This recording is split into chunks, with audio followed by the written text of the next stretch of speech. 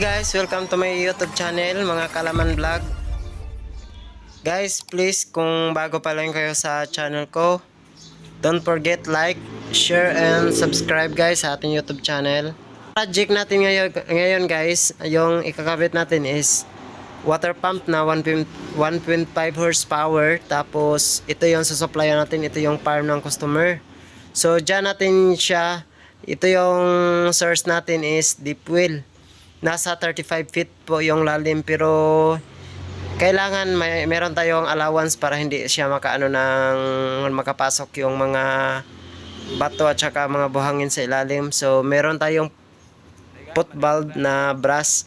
So ayan, yan yung ating i-on natin ikabit. So lagyan muna natin ng ano yan, ang male adapter 1 inch.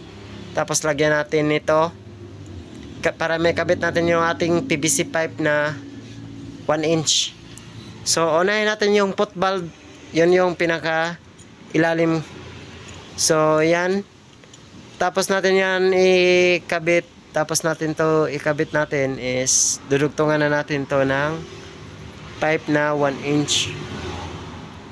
Kasi ang existing nito dati is manual pump, yung manual sila na nagbubumba dito. So tinanggal nila yon kasi papalitan nila ng electric motor. Kaya yung inano natin is wala na siyang Jetmatic. Sayang naman, meron pa sana sila, in case walang kuryente, okay naman kung gamitin natin yung Jetmatic na manual, kaso wala na, tinanggal na nila. So ngayon electric na talaga to. Pag walang kuryente, syempre kung wala silang tangke is wala rin silang tubig. Pero ang customer kasi natin, inopera natin ng storage tank na beast tank, 1,500 liters na sa rooftop nila. So sa baba naman, inoperan din natin siya ng ating pressure tank na bladder type. Kasi meron naman tayong foot valve sa ilalim, safe naman siya kasi meron din tayong ikinabit na suction filter. So yung suction filter natin galing sa ilalim ng ating source, meron siyang foot valve out papunta doon sa hinihigop ng ating motor. So doon malapit sa motor natin is nilagyan natin siya ng suction filter para matrap doon yung mga dumi. So kung merong nahigop yung motor natin, so ayan, safe naman siya gamitin pag may pre-filter or suction filter na ginagamit. So ito, so 1 inch yung pipe natin kasi 1 inch yung diameter ng ating motor, yung sa suction nya. So 1 inch natin yan, lagay lang natin yan, 1 inch. Ito yung ginagamit natin is Atlanta na solvent. So hindi tayo sponsor ng Atlanta at saka ni Bistang. Baka naman ma-sponsoran tayo. Kasi palaging ini-install natin is Bistang Bistang, yung yung pressure tank is Bistang rin. Yung mga storage tank natin, high recommended, Bistang yung ini-install natin. So ayan, papunta na yan doon. So ipapasok lang natin dyan. Yung diameter nya is 2 inches yung diameter nya. So dos yung diameter nya. So ipasok natin yung ating foot valve na 1 inch. Makapasok naman siya. Basta wala lang siyang yung yung malaki na foot valve sa gilid. So hindi siya kasya sa dos, pero yan slim type kasi siya, kaya kasyang-kasya lang siya. So hindi tayo mahirapan sa pagbaon doon sa ilalim. So ngayon ito yung susupplyan natin. So ngayon ipapasok na natin siya in actual. So sa mga nag-request nito, ito na po ang inyong request kung paano tayo mag-install ng puso. Puso kasi yung tinatawag nila, kasi puso yon sa Bisaya, yung manual na nagbubumba. So puso yung tinatawag nila. So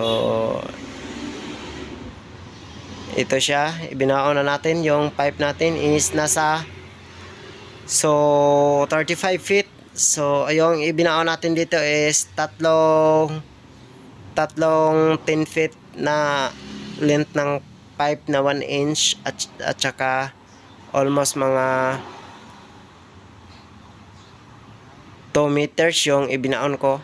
So nasa ano lang siya, mga 30 feet and a half lang yung ibinaon natin kasi para hindi siya makaano ng tubig, kasi marami naman siyang tubig para hindi makaano yung mga dumi sa ilalim. So makapasok, dapat i-allowance natin siya. So ito na siya, kinabit na natin. So naglagay lang tayo ng elbow para papasok doon sa ating water pump, papunta doon sa ating pump. So ayan, pagkatapos natin yan ipasok is doon na naman papunta sa ating water pump. Lagyan natin dyan ng union para in case mag trouble, pwede lang silang magtanggal dyan in case masira yung ating pot valve. So sa union na lang tayo magtanggal. So yan siya, sinosolvent na natin. Dahan-dahan lang natin is sinosolvent yan kasi kailangan talaga is mano siya, tumigas talaga yung solvent para hindi siya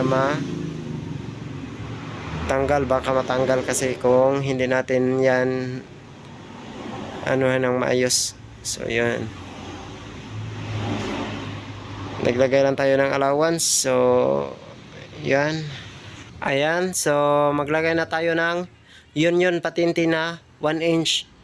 Ang purpose naman yan is para hindi siya, in case na masira yung pot valve natin sa ilalim, so hindi na tayo magputol ng pipe. So dyan lang tayo magtanggal sa ating union patinti.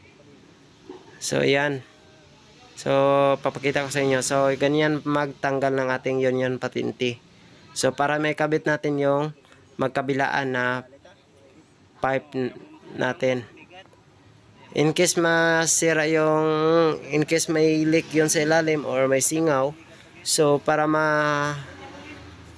tanggal pa natin yung pot valve na hindi na tayo mag-add ng mga fittings na magputol, so naglagay tayo ng union patinti para dyan na lang tayo magtanggal. Wala ka nang ibang gagawin dyan.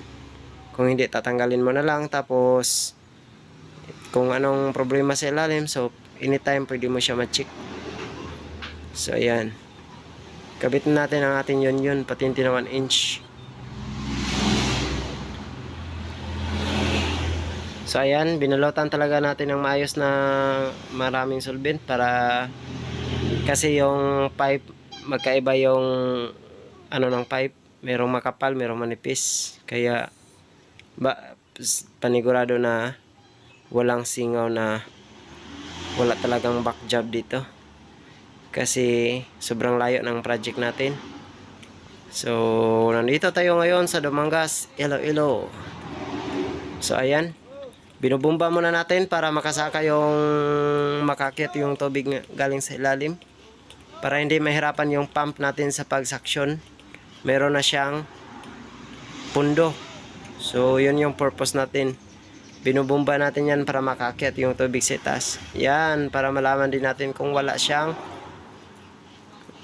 wala siyang singaw o wala siyang problema sa ilalim. Yan, so yan lang siya, binubumba natin kasi sobrang dumi ng tubig nila.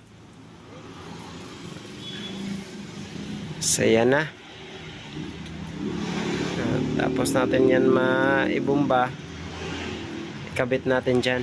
So yan, kasi hindi natin na-videoan kanina na unang-una ko talagang pinapiping is galing doon sa ating water pump papunta dyan, kasi existing na to na pipe natin. So bali part 2 na to, part 2 na kasi to, na meron akong ini-upload nung una is part 1 yon, tapos ito yung part 2 natin. So dito natin siya malalaman kung okay yung ano natin, yung kakabit natin. So yan, papunta doon sa ating water pump. So tumatakbo pa yung pipe natin na almost mga 30 meters yung layo. Nasa 30 meters pa. Yan. So ayan, yan yung suction filter natin. So ito yung water pump natin, meron tayong EPC. Tapos ito yung 100 liters natin na pressure tank. So ayan. So self-priming muna tayo. Naglagay tayo ng tubig para pag andar ng ating motor is meron na siyang stock na tubig. Tapan yung motor natin, tapos itong valve na to, ito i-close na lang natin yan. Kasi pag mayroong hangin, hindi na makasaksyon yung motor natin, ilabas natin doon, i-release natin yung hangin, i-open natin yan. Tapos pag may tubig na pumapasok na, i-close lang natin para malaman natin kung walang leak.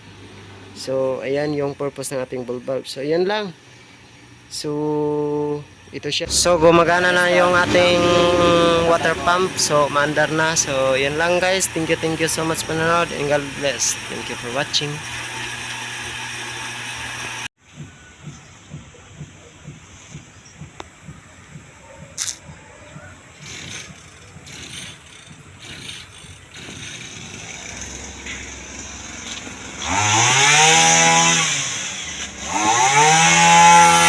Much and God bless. Thank you for watching.